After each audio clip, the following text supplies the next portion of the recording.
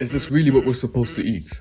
The food pyramid is a diagram for decades that's dictated our diets, but with the rise of diseases such as diabetes and cancer, some are calling it a dietary disaster. And questions have arisen whether the food pyramid is promoting a healthy diet or contributing to these health issues. This is the procedure of how they control you.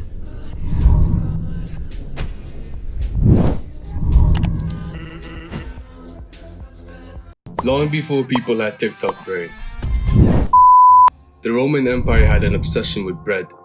The rulers of Rome knew that as long as the masses were provided with ample supply of grains to make bread and spectacles to distract them, the population would remain compliant. While Rome controlled grain shipments, today's sugar industries rely on both psychology and chemistry to make their foods as addictive as possible. They engineer combinations of sugar and salt designed to override natural satiation signals.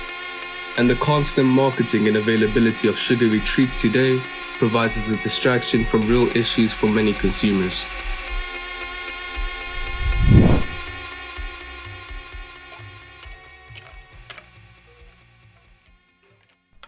Back in the 70s, concerns were growing that processed foods were eroding health, and obesity was starting to climb. This is where nutrition expert Louise Light enters. Hired by the USDA, she developed the first food pyramid, emphasizing real wholesome foods like fruits, vegetables, and meat. What a concept!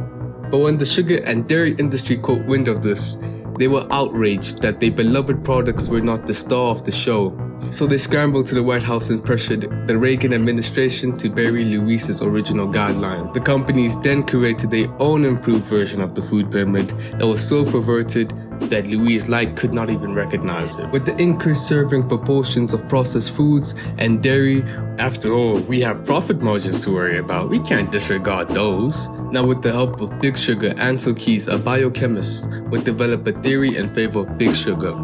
Now at the time, there was some uncomfortable research linking sugar consumption with poor health. Keys vanquished the rival theories for decades. Fat was demonized as an agent of our demise, all while obesity and diabetes rates would continue to climb as people chugged on their colas and snacked on their favorite low-fat cookies pumped with added sugars. The facts are simple. You know the chief killer of Americans is cardiovascular disease, disorders and degeneration of the heart and blood vessels. Here are vital statistics. They show that this problem here in America is the worst in the world.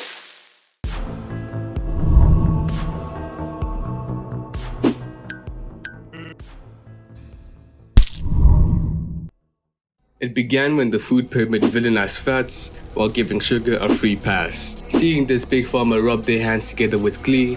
They knew that high sugar intake caused metabolic disorders needing medication.